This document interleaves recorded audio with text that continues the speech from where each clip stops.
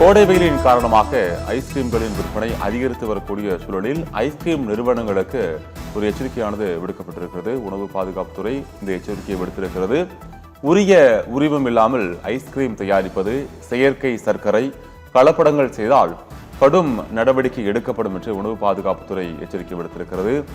Ice cream தயாரிப்பு உரிமம், விதிமீறல்கள் குறித்து ஆய்வு செய்ய உணவு பாதுகாப்புத்துறை அதிகாரிகளுக்கும் தற்போது உத்தரவானது பிறப்பிக்கப்பட்டிருக்கிறது. கலப்படமின்றி தரமான முறையில் ஐஸ்கிரீம் தயாரிப்பு மற்றும் விற்பனையை உறுதி செய்திட வேண்டும் என்றும் தற்போது அறிவுறுத்தல்கள் வழங்கப்பட்டிருக்கிறது. தமிழகத்தில் தற்போது கோடை வெயில் தாக்கமானது நாளுக்கு நாள் அதிகரித்து வரக்கூடிய நிலையில் ஐஸ்கிரீம் விற்பனையும் தற்போது அதிகரித்து வருகிறது.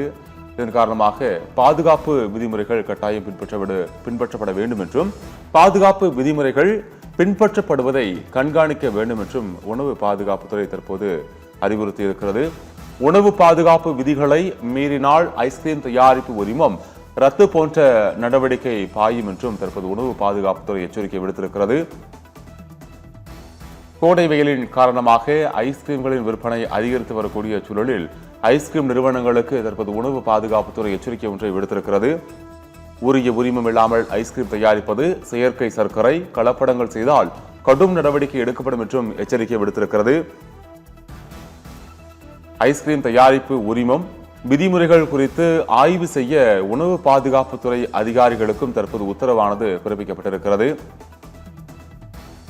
கலப்படமின்றி தரமான வகையில், கலப்படம் இல்லாமல் தரமான முறையில் ஐஸ்கிரீம்களை தயாரிப்பது மற்றும் விற்பனையை செய்வதை உறுதி செய்திட வேண்டும் என்றும் தற்போது அறிவுறுத்தல்கள் வழங்கப்பட்டு வருகிறது.